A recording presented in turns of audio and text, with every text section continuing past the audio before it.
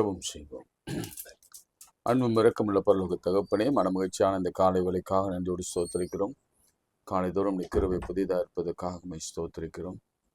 அதிகாலை என்னை தேடுகிறோம், என்னை கண்டடைவர் என்ற வார்த்தையின்படியே எல்லாரும் சேர்ந்து சொல்லுங்க. உன்னதமானவரின் மறைவில் இருக்கிறவன் சர்வ வல்லவரின் நிழலில் தங்குவான். நான் கர்த்தரை நோக்கி, நீர் என் அடைக்கலம், என் கோட்டை, என் தேவன், நான் நம்பி இருக்கிறவர் என்று சொல்லுவேன். அவருடைய வீடனுடைய கண்ணிக்கும் பழாக்கும் கொள்ளை நோய்க்கும் தப்பு வைப்பார். அவர் தமது சிறகுகளாலே மூடுவார். ஆண்டவரே, இந்த வார்த்தைகளுக்காய் ஸ்தோத்திரம், இந்த வாக்கு தத்தங்களுக்காய் ஸ்தோத்திரம். கர்த்தர் எங்களை காக்கிறவர், கர்த்தர் எங்கள் வலது பக்கத்தில் எங்களுக்கு நிழலாக இருக்கிறீர். பகலிலே வெயிலாகலும் இரவிலே நிலவாகலும் எங்களை சேதப்படுத்துவது. கர்த்தர் எல்லா தீங்குக்கும் விலக்கி காப்பார். அவர் உன் ஆத்மாவை காப்பார். கர்த்தர் உன் போக்கையும் உன் வரத்தையும் இது முதற்கொண்டு என்னென்றைக்கும் காப்பார் என்ற வார்த்தையின்படியே உங்களுடைய தழும்புகளாலே குணமாக செய்கிற கர்த்தருக்கு ஸ்தோத்திரம். எங்கள் வீட்டில் காரியங்களை ஒழுங்கு பண்ணுகிறீர், அதுக்காய் ஸ்தோத்திரம். தேவைகளை சந்திக்கிறீர், அதுக்காய் ஸ்தோத்திரம். பண தேவைகளை எல்லாவற்றையும் அவ்வப்போது நீர் இரக்கமாய் இறங்கி அவற்றை சந்திக்கிறீர், அதற்காக ஸ்தோத்திரம். எல்லா துதியை கனம மகிமையும் ஒருவருக்கே செலுத்துகிறோம். இயேசுவின் விலையேறப்பட்ட நாமத்தில் ஜெபிக்கிறோம் நல்ல பிதாவே, ஆமென்.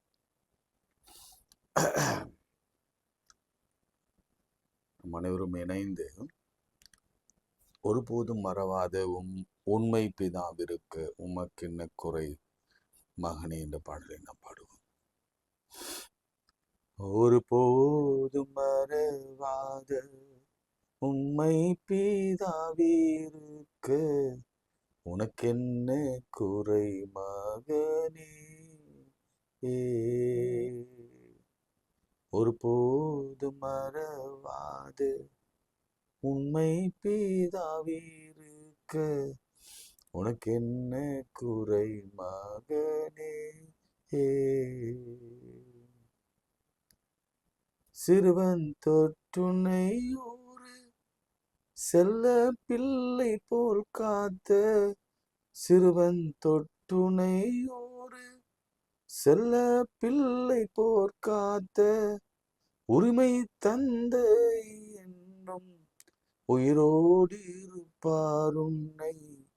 ஒருபோதும் மறவாது உண்மை பிதாவிற்கு உனக்கென்ன குறை மகனே. கப்பலின் அடித்தட்டில் களைப்புடன் தூங்குவார், கதரும் உன் சத்தம் கேட்டால் கடல் பூசல் அமர்த்துவார். எப்பேரிய போரிலும் ஏற்ற ஆயுதம் நீவார், எப்பேரிய போரிலும் ஏற்ற ஆயுதம் நீவார். ஏழை பிள்ளை உனக்கு ஏற்ற தந்தை நான் என்பார். ஒருபோதும் மறவாது உண்மை பிதாவிற்கு உனக்கென்ன குறை மகனே. கடலனுக்கு அதிகாரி கத்தேறிந்தறிவாயே, கடவாதிருக்கவில்லை கற்பித்தவர்க்கு செய்யே. விடுவாலோ பிள்ளையின் தாய் மேதினிலே தனியே, விடுவாலோ பிள்ளை தாய் மேதினில் தனியே. மெய்ப்பரனை தீனம் நீ விசுவாசியாதிருப்பாயோ. ஒருபோதும் மறவாது உண்மை பிதாவிற்கு உனக்கென்ன குறை மகளே. உன்னாசை விசுவாசம் ஜெபமும் வீணாகுமோ. உறக்கமில்லாதவர் கண் உன்னை விடொழிமோ. என்னிடம் இதிலோட என்ன வந்தாலும் சும்மா, என்னிடம் இதிலோட என்ன வந்தாலும் சும்மா. இருக்குமோ அவர் மனம் உருக்கமில்லாதே போமோ. ஒருபோதும் மறவாத உண்மை பிதாவிருக்க உனக்கென்ன குறை மகனே. கைகளை உயர்த்தி, ஆண்டவரே, மோசை போல நாங்கள் உயர்த்தி நிற்கிறோம். ஆரோன் ஊர் போல நாங்கள் மோசைக்கு துணை நிற்கிறோம். யோசுபாத்தை போல மை துதிக்கிறோம். தாவீதை போல மை நம்புகிறோம், விசுவாசிக்கிறோம். நான் அவராலே ஒரு மதிலை தாண்டுவேன் என்ற ஒரு நம்பிக்கை எங்களுக்கு இருக்கிறது. ஆண்டவரே, இந்த வேளையிலும் கூட எவ்வித பிரச்சனைகளிலே துன்பங்களிலே இருக்கிற ஒவ்வொருவருக்கும் கர்த்தர் தகப்பனாக இருந்து உதவி செய்வீராக. தகப்பன் தன் மகனுக்கு மகளுக்கு செய்வது போல கர்த்தர் எங்களுக்காக இன்று இறங்கி உடைய கிருபையை எங்கள் மேல பொழிந்தருளுவீராக. ஆண்டவரே, எங்கள் வியாதிகள், எங்கள் பலவீனங்கள், எங்கள் நோய்கள், எங்கள் மரண பள்ளத்தாக்குகள் இவை எல்லாம் கர்த்தர் நேற்றிலே நொடி பொழுதிலே மாற்றுவீராக. உம்மாலே எல்லாம் கூடும். உம்மாலே கூடாத காரியம் ஒன்றுமே இல்லை. அன்று விசேஷமாக பலவிதமான தேவைகளோடு இருக்கிற உங்களுடைய பிள்ளைகளை கர்த்தர் கண்ணோக்கி பார்ப்பீராக. குறைவின்றி வாழ வைப்பீராக. திருமணமாகாத பிள்ளைகளுக்கு கர்த்தர் வாழ்வை கொடுத்து திருமண வாழ்க்கையை கொடுத்து ஆசீர்வதிங்க. கணவன் மனைவி பிரிந்திருக்கிற குடும்பங்கள் இயேசுவின் நாமத்திலே ஒன்றாய் மாறட்டும். குழந்தை இல்லாத தம்பதியர்களுக்கு கர்த்தர் குழந்தை பாக்கியத்தை கொடுப்பீராக.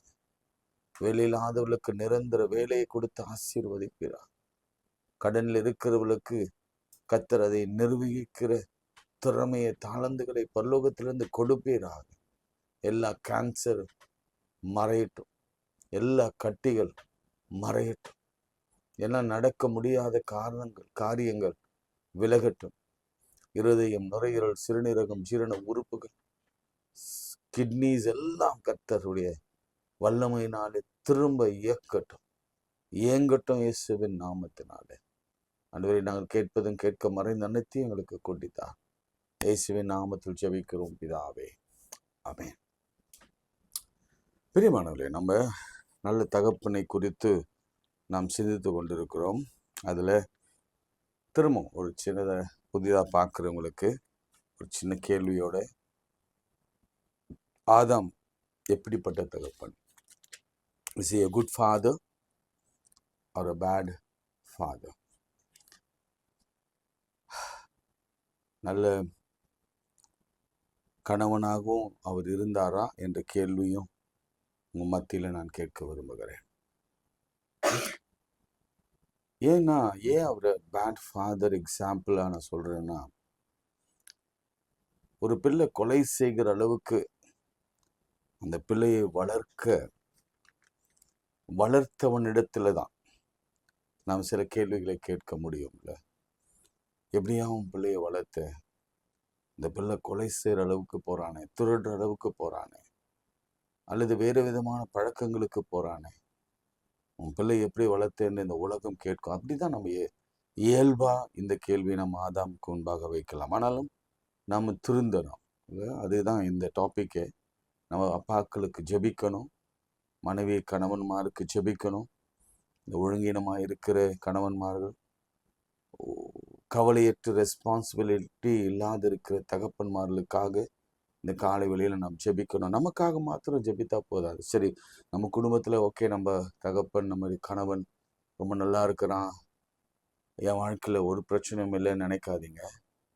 லட்சம் மக்கள் தகப்பன்மார் சரியில்லை, கணவன் சரியில்லை, இந்த குடும்பம் நடுத்தருவில் நிற்கிறது.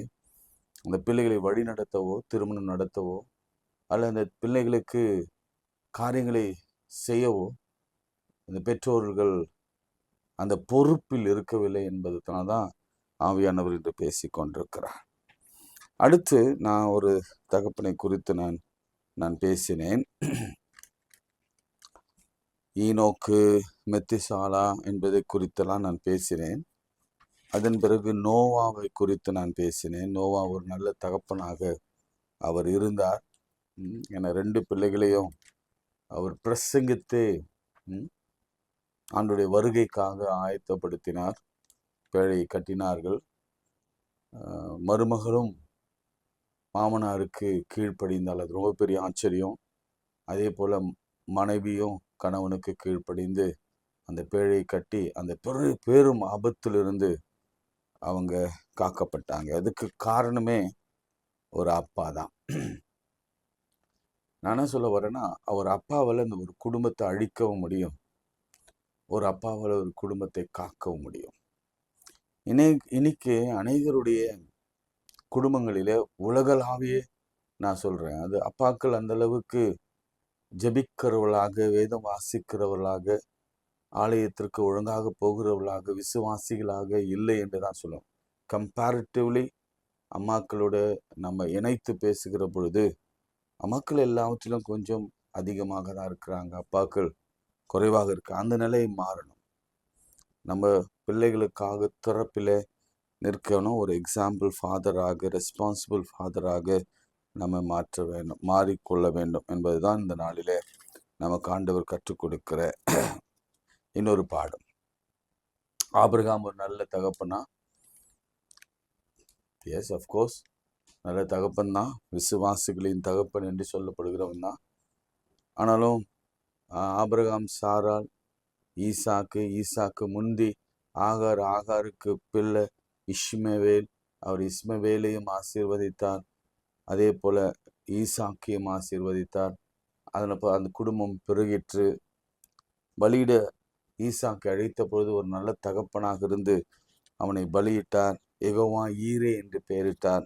கர்த்தருடைய பர்வதத்திலே பார்த்து கொள்ளப்பட்டார். அதனால தான் ஆபிரகாமை கர்த்தர் தன்னுடைய சிநேகிதன் என்று அழைக்கிற அளவுக்கு அவ்வளோ இன்டிமேட்டாக ஆபிரகாம் இருந்தார். அவர் ஒரு நல்ல ஃபாதர். அவர் அடுத்து ஈசாக்கு நல்ல தகப்பனா என்று சொன்னால் நிச்சயமாக நல்ல கணவனாக இருந்தார், பட் நல்ல தகப்பனாக இல்லை. ஃபார் எக்ஸாம்பிள் நான் சொல்கிறேன், ரெபேக்கானிடத்தில் ஆண்டவர் நல்ல கணவன், மனைவிக்காக ஜெபித்த பொழுது மலடியாக இருந்த ரெபேக்காலுக்கு குழந்தை பிறந்ததாம். அவ்வளோ பவர்ஃபுல் ஜெபம் இல்லை? ஆனால் அதே சமயத்தில் ரெபேக்காலிடத்தில் கர்த்தருடைய வார்த்தை ஒன்று வருகிறது. என்ன வார்த்தை உங்களுக்கு தெரியும்?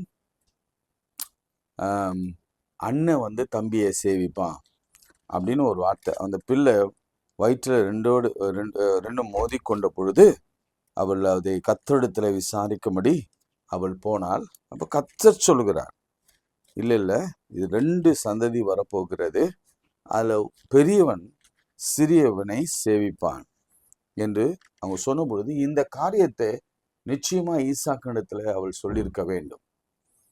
ஆனாலும் ஈசாக்கு பிடிவாதமா, நான் பெரிய பிள்ளையை தான் நான் ஆசீர்வதிப்பேன், அவனுக்கு தான் அந்த புத்திர ஸ்வீகாரத்தையும் புத்திர பாக்கியத்தையும் நான் கொடுப்பேன், அந்த ஃபர்ஸ்ட் பார்ன் அந்த ரைட்ஸை கொடுப்பேன். உங்களுக்கு தெரியுமா, அந்த பாகம் பிரிக்கும் பொழுது அப்பாவுக்கு ஒரு ஷேரு, அம்மாவுக்கு ஒரு ஷேரு, பிள்ளை 2 பேர் இருந்தாங்கன்னா அந்த பிள்ளைகளுக்கு 2 ஷேர், பெண்கள் இருந்தால் ஷேர், ஒவ்வொரு ஷேர் கொடுப்பாங்க. ஆனால் முதல் பிறந்தவனுக்கு 2 ஷேர் கொடுப்பாங்க. நல்ல கவனிங்க, அது அவங்களுடைய பழக்கமாக இருந்தது. பட் ஈசாக்கு கர்த்தருடைய பேச்சை கேட்கல கடைசி நாட்களில். அதனாலதான் கர்த்தருடைய கண்களை குருடாக்கிட்டு ஏசா நினைச்சிட்டு யாக்கோபை அவர் ஆசீர்வதிச்சார். அதே மாதிரிதான் ஒரு இஷ்யூ வருகிறது. யாருக்கு வருதுன்னா, யாக்கோபுக்கு வருகிறது. யாக்கோபை எப்படி ஏமாத்தி அந்த ஆசீர்வாதத்தை வாங்கினானோ அப்படியே அவனும் அவனுடைய பேர பிள்ளைகளை ஆசீர்வதிக்கும்படி ஒரு தருணம் வருகிறது. இதெல்லாம் எவ்வளவு அழகான கோஇன்சிடென்ஸ் பாருங்க. யோசேப்பு தன் 2 பிள்ளைகளை கொண்டு யாக்கோபு முன்பாக நிறுத்துகிறான். இப்ப யாக்கோபின் கண்களும் ஓரளவுக்கு இருளடைந்து இருக்கிறது. எப்படி ஈசாக்கின் கண்கள் எப்படி இருளடைந்திருந்ததோ அப்படியே யாக்கோபின் கண்களும் இருளடைந்திருந்தது. 2 பிள்ளைகளை கொண்டு நிறுத்துறான். அப்போ யாக்கோபு டெலிபரேட்டா அவன் கைகளை கிராஸ் வடிவில் வலது கையை சிறியவன் மேலேயும் இடது கையை பெரியவன் மேலேயும் வைத்து ஆசீர்வதிக்கிறார். அந்த நிகழ்ச்சி உங்களுக்கு தெரியும். இதுல என்ன, சின்னவன் மனாசே, பெரியவன் மனாசே, சின்னவன் எப்ராயிம். நல்ல கவனிங்க. அதை கொஞ்சம் நீங்க வேதத்தை ஆராய்ந்து பார்த்து புரிஞ்சுக்கோங்க. சின்ன கன்ஃபியூஷன். ஆனா இங்க யாக்கோபு கண்கள் அவனுக்கு மறைக்கப்பட்டிருந்தானால இருந்தாலும் கர்த்தருடைய ஆவியானவர் அவனுக்குள்ள இறங்கி ரொம்ப சரியா அவனை நடத்துறான். ஏன்னா கர்த்தருக்குள்ளே இருந்தவன். அவன் கர்த்தர் யாக்கோபிடத்துல சொல்லியிருப்பார், இல்ல நீ எப்ராயிமை தான் ஆசீர்வதிக்கணும், அந்த சின்ன பையனை தான் நீ ஆசீர்வதிக்கணும், அவனை தான் நான் தெரிந்து கொண்டேன், அவனை தான் பெருமைப்படுத்துவேன், அவனை தான் பிரஸ்தாபப்படுத்துவேன் என்று சொல்லி மனாசவை இல்ல எப்ராமையும் ஆசீர்வதித்தார். அப்போ 2 அப்பாக்களுக்கும் உள்ள வேறுபாடை நீங்க புரிஞ்சுக்கோங்க. யாக்கோபு நல்ல அப்பாவா? இல்ல. ஆமாவா? எஸ். நீங்க தான் அதை நீங்க அதை புரிஞ்சுக்கணும். கொஞ்சம் கொஞ்சம் ஆய்வு செய்யணும். அப்படி ஆய்வு செய்கிற பொழுது அந்த குறைகளிலிருந்து, அந்த நிறைகளிலிருந்து நாம் சில பாடங்களை கற்றுக்கொள்ள முடியும். சரிங்களா? எந்த பிள்ளையை ஆசீர்வதித்தோ, இந்த பிள்ளைக்கு இதை கொடுக்கணும், எந்த பிள்ளைக்கு அதை கொடுக்கணும், எந்த பிள்ளை இடத்துல டேலண்ட் இருக்கிறது என்பதெல்லாம் ஆவியான துணையோடு கூட நாம் புரிந்து கொள்ள வேண்டும். ஈசாக்கு அன்னைக்கு தப்பு பண்ணாரு. ஆனா யாக்கோபு தவறே பண்ணாம மாற்றி ஒரு காரியத்தை செய்தார். இன்றைக்கும் பேசப்படுகிறார். சரி, அது ஈசாக்கு குறித்து அவர் ஒரு நல்ல ஃபாதரா, குட் ஃபாதரா, பேட் ஃபாதரா என்பதை குறித்து நாம் சிந்தித்தோம். சரி, ரொம்ப ரொம்ப ஹிஸ்டரிக்குள்ள போய் கொண்டு இருக்கிறதுனால நான் கொஞ்சம் நம்ம அப்பாவை குறித்து பார்க்க போகிறோம். பரலோகத்தின் அப்பா. அதுக்கு நீங்க லூக்கா 15ஆம் அதிகாரத்தை கொஞ்சம் என்னோட கூட சேர்த்துக்கோங்க. கொஞ்சம் நான் டைவர்ட் ஆகுறேன். ஏன்னா ரொம்ப ஹிஸ்டரிக்குள்ளே நம்ம இருந்தோம்னா நம்ம அப்பாவுடைய அன்பை நம்ம மறந்து போயிடுவோம். லூக்கா 15ஆம் அதிகாரத்துல ஒரு ஓமையை ஆண்டவர் சொல்லுகிறார். என்ன ஓமைன்னா அது உங்களுக்கு தெரியும், ப்ராடிகல் சன்னுடைய ஓமை. லூக்கா 15ஆம் அதிகாரம் 11ஆம் வசனத்திலிருந்து. பின்னும் அவர் சொன்னது, ஒரு மனுஷனுக்கு 2 குமாரர் இருந்தார்கள். அவர்கள் இளையவன் தகப்பனை நோக்கி, தகப்பனே, ஆஸ்தியில் எனக்கு வரும் பங்கை எனக்கு தர வேண்டும் என்றான். அந்தபடியே அவன் அவர்களுக்கு தன் ஆஸ்தியை பங்கிட்டு கொடுத்தான். பிரியமானவர்களே, இதுல கற்றுக்கொள்கிற ஒரு உண்மை என்னவென்று சொன்னார், ஒரு தகப்பனானவன் தம் பிள்ளைகளுக்கு எந்த நேரத்தில் ஆஸ்திகளை பகிர்ந்து கொடுக்க வேண்டும், பிரித்து கொடுக்க வேண்டும். இப்பொழுது பெண்களுக்கும் உரிமை உண்டு. அதனால எல்லாருக்கும் எப்படியெல்லாம் பிரித்து கொடுக்கணும் என்பதெல்லாம் நம்ம தெளிவா புரிந்து கொள்ள முடிகிறது. ஒருவேளை அப்பாக்களாகி நீங்க, அம்மாக்களாகி நீங்க இந்த எங்க தான் சொத்து வாங்கி வச்சிருக்கீங்கன்னு தெரியாம எங்கெங்கயோ லேண்டு ஃபிளாட் எல்லாம் வாங்கி வச்சுட்டு, பிளாட்லாம் வாங்கி வச்சு அந்த அந்த அந்த பத்திரத்தை கூட இந்த பிள்ளைகளிடத்துல காட்டாம ஒழித்து பேங்க்லயோ லாக்கர்லயோ வீட்லயோ வச்சுட்டு, அதுக்கப்புறம் சடனா ஏதோ ஒன்று நடந்தது, கொரோனா கோவிட் மாதிரி வந்து, அல்லது ஏதோ ஒரு ஆக்சிடென்ட்ல வந்து போன பிறகு, அதை சொல்ல விரும்பல, அதன் பிறகு அதை ஆசையை யார் அனுபவிப்பார்? நீங்க பிள்ளைகளுக்கும் அது போய் சேர போறது இல்லை, எவனோ ஒருத்தன் அதை அனுபவிக்க போகிறான். ஸோ இன்றைக்கு ஒரு முடிவெடுங்க. ஆவியானவர் சொல்றது என்ன, நீங்க இது எழுதும் பொழுது ஐயோ நான் போயிடுவேன் அப்படின்னு நினைக்கக்கூடாது. நீங்க 15 முறையாவது மாத்தி எழுதலாம், 10 முறை கூட மாத்தி எழுதலாம். ஆனா நீங்க என்ன எழுத போறீங்க என்பதை தெளிவாகவும் பிள்ளைகளுக்கு சொல்லி, அப்பா இதுதான் எழுதியிருக்கிறேன், ஆனா எனக்கு பிறகும் அல்லது அம்மாவுக்கு பிறகும் அல்லது உங்களுக்கு தேவையான பொழுது எங்களை கேளுங்க, அப்பொழுதுதான் கொடுப்பேன் என்ற ஒரு உத்தரவாதத்தோடு கூட தெரிவித்து நீங்க எழுதுங்க என்றுதான் நான் உங்களுக்கு ஆலோசனை சொல்கிறேன். ரொம்ப செலவு கூட ஆகாது. ஜஸ்ட் அண்ட் ஸ்டாப் பேப்பர் தான். நல்ல ஒரு அட்வொகேட்டை வச்சு நீங்க ஒரு உயில் சாசனத்தை எழுதி யாருக்கெல்லாம் என்னென்ன கொடுக்கணும் என்பதை நீங்க எழுதி வச்சுட்டு நிம்மதியா இருங்க. சொல்லிட்டு நிம்மதியா இருங்க. கர்த்தர் உங்களுக்கு தீர்க்க ஆயுசு கொடுத்து உங்க பிள்ளைகளுக்கு பிரச்சனைகள் துன்பங்கள் வருகிற பொழுது அவளை வழிநடத்தவும் அது மிகவும் பிரயோஜனமா இருக்கும். ஒரு நல்ல தகப்பன் இருவருக்கும் சமமா பங்கிட்டு கொடுத்தான். பிரியமானவர்களே, இன்று பரலோக தந்தை யாராயிருந்தாலும் சரி, அங்க யாக்கோபுக்கு அண்ணன் தம்பி அப்படின்ற ஒரு நிலைமை. ஈசாவும் யாக்கோபு அண்ணன் தம்பி. ஆசீர்வாதத்தை யார் பெற்றுக்கொள்வது? தகப்பனுக்கு 2 பேர்ல அவனுக்கு தான் அதிகமா தர வேண்டும் என்ற எண்ணம். அப்படிப்பட்ட ஒரு சூழ்நிலை இருந்த பொழுது இங்க தகப்பன் நம்ம பரம தகப்பன் எல்லாருக்கும் எக்ஸாம்பிளா இருக்கிறாரு. Equal share. இதுல ஒரு முக்கியமான கருத்தை நான் உங்களுக்கு கத்துக் கொடுக்க போறேன். ஆவியானவர் கத்துக் கொடுக்க போறார்.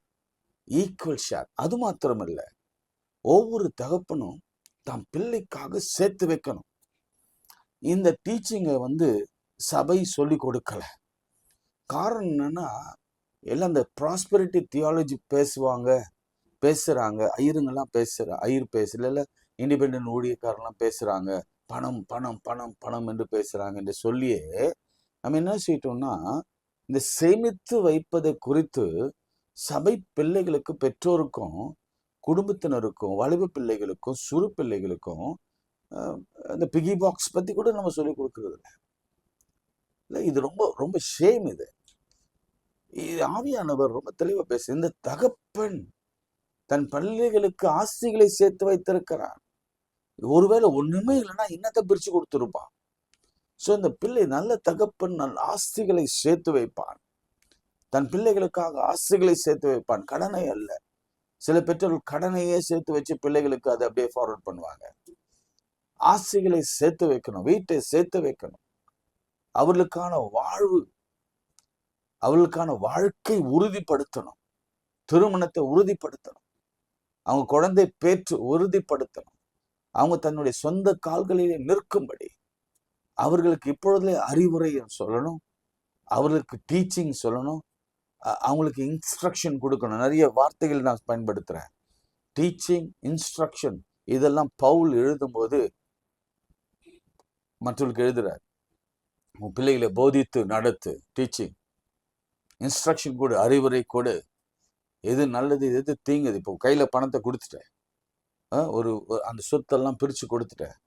ஒரு அப்பா, தம்பி, இந்த சொத்தை எப்படி நீ பார்த்துக்கணும், இந்த சொத்தை எப்படி நீ பெருக்கணும், இந்த 5 தாளந்து 3 தாளந்து 1 தாளந்து ஊமை போல 5 தாளந்து உள்ளவன் இன்னும் 5 தாளந்து பெருக்கினான்.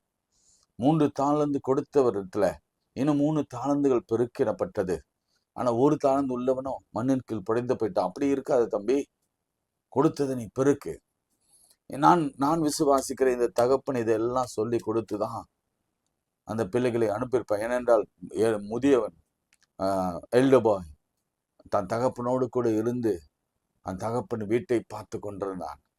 இது எப்படி ஒரு மிஸ்அப் ஆயிடுச்சு. எப்பவுமே 2 குழந்தைங்களை வீட்டில் 2 குழந்தைங்க 3 குழந்தைங்கன்னா டிஃப்ரெண்டாக தான் இருப்பாங்க. ஆனாலும் பெற்றோருடைய கடமை என்னன்னா அவர்களை நல்வழிப்படுத்தி அனுப்புவதுதான். என்ன பண்ணாரு, அவர் போறாரு. சில நாளைக்கு பின்பு இளைய மகன் எல்லாவற்றையும் சேர்த்து கொண்டது நல்லது, அதுல எந்த தவறும் இல்லை. ஆனா அடுத்து தூர தேசத்துக்கு புறப்பட்டு போய் துன்மார்க்கமா ஜீவனம் பண்ணி தன் ஆஸ்தியை அழித்து போட்டான். தகப்பன் ஆஸ்தி சேர்த்து வைக்கிறார், அந்த சேமித்து வைத்த ஆஸ்திய அழித்து போடுகிறான். நான் எங்க அப்பாவை பற்றி யோசிக்கணும்.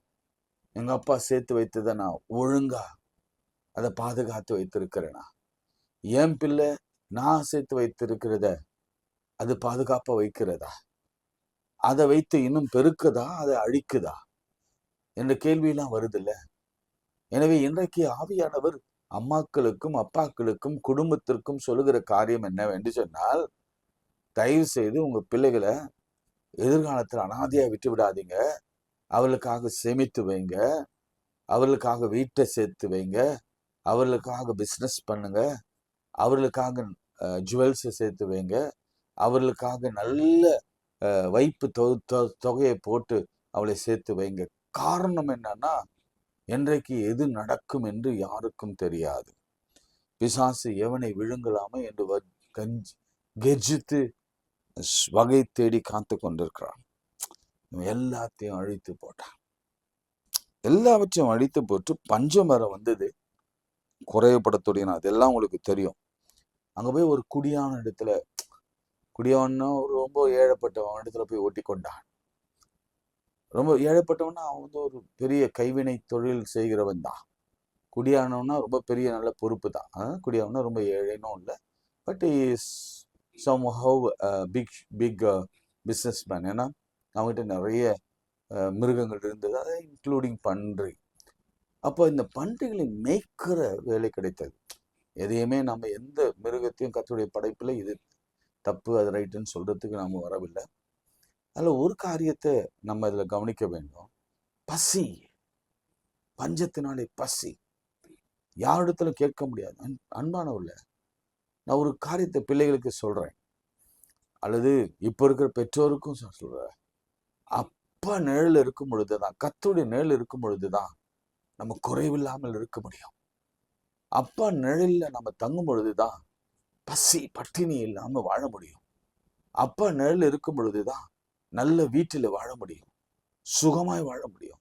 அப்பா நிழல் இருக்கும் பொழுதுதான் கவலையின்றி வாழ முடியும். எல்லாம் அப்பா பார்த்துப்பாரு அப்படின்ற ஒரு எண்ணம். நான் அப்பாவை பகைச்சிட்டு அப்பா விட்டு ஓடிட்டீங்கன்னா, நீ உலக பிரகாரமான அப்பாவிடத்துல பிரிஞ்சிருந்தாலும் உங்களுக்கு கஷ்டம்தான். ஆவி பிரகாரமா நம்ம பரம தகப்பனத்தை விட்டு நீங்க பிரிஞ்சிருந்தாலும் கஷ்டம்தான். நான் சொல்றேன், இன்னைக்கு தேடி ஓடி ஆண்டவரை நாடி நீங்க வாங்க. இங்க பாருங்க, அவனுக்கு புத்தி தொலைந்த பொழுது அவன் தகப்பன் அவன் யோசிக்கிறான். சில காரியங்கள் உங்களுக்கு எல்லாருக்கும் தெரியும். 20ஆம் வசனத்தை வாசிக்கிறேன். புறப்பட்டு அப்பா பார்க்க போகிறான். அவன் எழுந்து புறப்பட்ட தகப்பனத்தில் வந்தான். அவன் தூரத்தில் வரும்பொழுதே அவனுடைய தகப்பன் அவனை கண்டு மனதுருகி ஓடி அவனை கட்டி அடைத்து அவனை முத்தம் செய்தான். இதுல ஒரு பெரிய ஆச்சரியமான விஷயம் தெரியுமா? இவன் நிறைய மெமரைஸ் பண்ணி வந்தான், சாரி கேட்கணும்ட்டு. அப்பா அதெல்லாம் எதிர்பார்க்கவே இல்லை. அப்பாவுக்கு ஒரே ஒரு விஷயம், என் பிள்ளை வந்துட்டான், சிம்பிள். அதுக்கப்புறம் அவன் சொல்றான். பட் அதுக்கு முன்னாடி அப்பாவின் அன்பு அதுதான். நீங்க வந்து சாரி கேட்கணும் அப்படின்னு அப்பா என்னைக்குமே நினைக்க மாட்டார். அதே போல நீங்களும் உங்க பிள்ளைகள் மீது அவ்வளவு வன்மத்தை கொட்டி அவனை மன்னிக்காதே இருக்கிற நிலை இருக்கக்கூடாது. நம்ம கூட ஹியூமன் பீயிங் தான். சில நேரங்களிலே நமக்கு அவ்வளவு விரக்தி வரும். சில நேரங்களிலே ஏண்டா இவருக்கு செய்யணும் அப்படின்ற ஒரு எண்ணமெல்லாம் வரும். ஆனாலும் கூட இங்க நமக்கு ஆண்டவர் கற்றுக் கொடுக்கிற பெரிய பாடம் என்ன தெரியுமா? உன் பிள்ளையை மன்னிக்க, உன் பிள்ளைகளை மன்னிக்க கற்றுக்கோ. உங்க பெற்றோருக்கு அன்பு செலுத்த நீ கற்றுக்கோ. அதே மாதிரி அவன் அவங்க தம்பி இன்னொருத்த எல்டர் சொல்றான், நான் உங்களோட இருந்தேன், எனக்கு ஒரு ஆட்டுக்குட்டி கூட நீங்க அடிக்கல.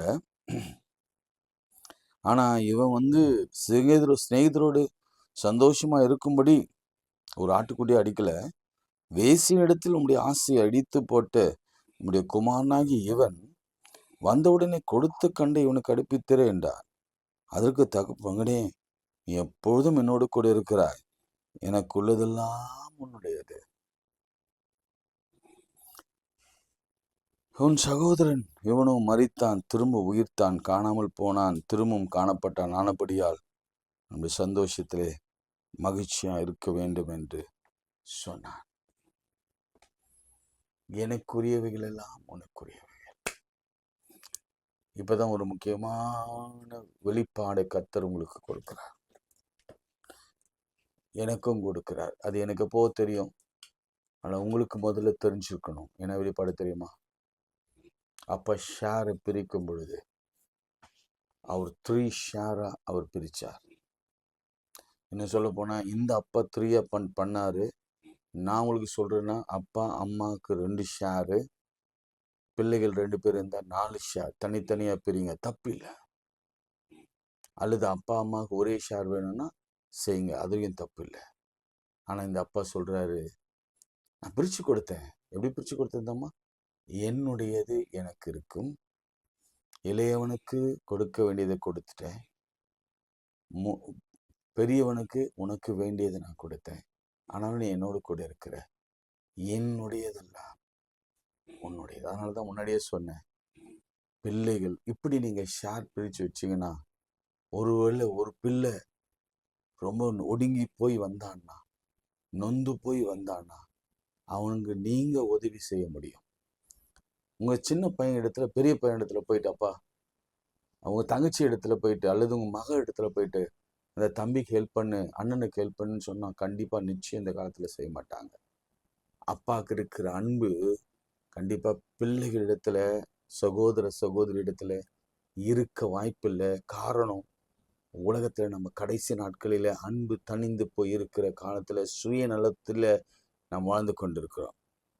நான் இது ரொம்ப வெளிப்படையா கிளீனா நான் பேசுறேன். ஆவியானவர் துணையோடு தான் எப்போதும் பேசுவேன். நீங்க நினைக்கலாம் என் பிள்ளைகள்லாம் பயங்கர ஒற்றுமையா இருக்கிறான். சொத்தை பிரிச்சு கொடுத்து பாருங்க, அந்த ஒற்றுமை எப்படி போகுது. ஏன் ஒரு கல்யாணத்தை பண்ணி வச்சு பாருங்க, அந்த ஒற்றுமை எப்படி போகுது. அவங்களுக்கு பிள்ளை பிறக்கட்டும், அப்பொழுது ஒற்றுமை எப்படி இருக்கும், அன்பு எப்படி இருக்கும்னு யோசிச்சு பாருங்க. என்னன்னா ஆண்டவர் கொடுக்குற ஆலோசனை என்னன்னா, உங்களுக்குரிய ஷேர் உங்களுக்கு இருக்கணும். உங்களுக்கு அட்லீஸ்ட் இந்த வீடு சொந்தமாக இருக்க வேண்டாம். உங்களுக்கு வருகிற இந்த பென்ஷன்ஸ் எல்லாம் உங்களுக்கு கைகளில் இருக்க வேண்டாம். அப்படி இருந்தால் தான் கடைசி வரைக்கும் உங்களுக்கு மரியாதை இருக்கும். இல்லைன்னா அவங்கள வைக்க வேண்டிய இடத்துல பிள்ளைகள் வச்சிருவாங்க. அப்புறம் நீங்க கதறி அழுது பிரயோஜனம் இல்லை. இன்னைக்கு ஆவியானவர் ரொம்ப தெளிவா பெற்றோர் இடத்துல பேசிக்கொண்டு, இன்ஃபேக்ட் அப்பாக்கு இடத்துல பேசிக்கொண்டிருக்கிறார். முதல் விஷயம், பிள்ளைகள் நீங்க செட்டில் பண்ணுங்க. அதுதான். அவன் எந்த வழியில போனாலும் சரி, அவனை இழுத்து பிடிச்சு அவன் செட்டில் ஆகுற வரைக்கும் அவனை விடாதீங்க. அவன் ஏதாவது ஒரு வகையில அவன் செட்டில் ஆகணும். அவன் யாரையாவது திருமணம் செய்து கொள்ள போகட்டும், அல்லது எந்த எந்த எந்த டைரக்ஷன்லாவது போகட்டும், நீங்க விரும்பாத இடத்த கூட தேர்ந்தெடுக்கட்டும். ஆனாலும் விட்டுறாதீங்க. அவங்களை இழுத்து பிடிச்சு அவங்களா புத்தி தெரிஞ்சு வர்ற வரைக்கும் நீங்க வெயிட் பண்ணி அவருக்காக ஜெபம் பண்ணுங்க. இந்த தகப்பன் ஆவலா ஜெபம் பண்ணி காத்து கொண்டிருந்தான். அந்த சீன் நான் பார்க்கும்போது சொல்றேன், அந்த அப்பா போன திசையே நோக்கி அந்த பால்கனியில நின்று பார்த்து கொண்டிருந்திருப்பாருன்னு நினைக்கிறேன். என் மகன் எப்போ வருவான், என் மகன் அதான் வரும் போதே பார்த்துட்டாரு. ஓடி போய் கட்டி பிடிச்சு முத்தம் கொடுக்கிறார். அவன் பிள்ளைகளுக்கு நீங்க தான் உத்தரவாதம். அது மாத்திரமல்ல, சில அட்வைஸும் கர்த்தர் உங்களுக்கு கொடுத்திருக்கிறார். அதன்படி நடக்க கர்த்தர் நமக்கு உதவி செய்வாராக. ஜெபம் பண்ணுங்க. எல்லா பெற்றோருக்காக ஜெபம் பண்ணுங்க. கணவனுக்காக விசேஷமா ஜெபம் பண்ணுங்க. ஒரு விஷயத்த நான் சொல்றேன் இந்த இடத்துல, கணவன் இல்லைனா, தகப்பன் இல்லைனா அந்த வீடு க்ளோஸ். இதை நீங்க புரிஞ்சுக்கோங்க. ரொம்ப நாளா நான் ரொம்ப ரொம்ப மனசிலிருந்து அந்த வார்த்தையை கர்த்தர் கொடுத்திருக்கிறார் நான் சொல்றேன். அதனால ரொம்ப எளிமையா, அவன் சாவட்டும், அவன் நல்லா இருக்கக்கூடாது, அவன் போட்டும், அவன் இருக்கக்கூடாது, அவன் எப்படிப்பட்டவனா இருந்தாலும் அவன் திருந்தணும்னு சொல்லி ஜெபம் பண்ணுங்க. அவன் இருக்கணும். இருந்தாதான் அந்த பிள்ளைகளுக்கு ஒரு பாதுகாப்பு, அஷூரன்ஸ் கிடைக்கும். ஜெபம் பண்ணலாம். அன்புள்ள ஆண்டவரே, இந்த வேலைக்காய் ஸ்தோத்திரம். நீர் எங்களோடு கூட தினந்தோறும் பேசுகிறீர். புதிய புதிய தலைப்புகளை பேசுகிறீர். இந்த நாளிலே தகப்பனை இழந்து தவிக்கிற பிள்ளைகளை இழந்து தவிக்கிற தகப்பன்மாரை கர்த்தர் ஆறுதல் படுத்துவீரா. விசேஷமா பிள்ளைகளுக்கு எதுவுமே செய்து வைக்கலையே அப்படின்னு வேதனையோடு இருக்கிற ஒவ்வொரு பெற்றோருக்கும் கர்த்தர் இந்த வேளையில நல்ல ஆலோசனை கொடுத்து வானத்தின் பலன்களை திறந்து வீட்டை வாங்கித்தாங்க, வாகனத்தை வாங்கித்தாங்க, நகைகளை வாங்கித்தாங்க, பிள்ளைகளுக்கான எல்லா செலவினங்களை செய்யத்தக்கதாக நல்ல வருமானத்தை பெருக்கி கொடுத்து ஆசீர்வதிங்கப்பா. ஆண்டவரே, வியாதியா இருக்கிற பிள்ளைகளுக்கு வியாதியிலிருந்து விடுதலை தாங்க.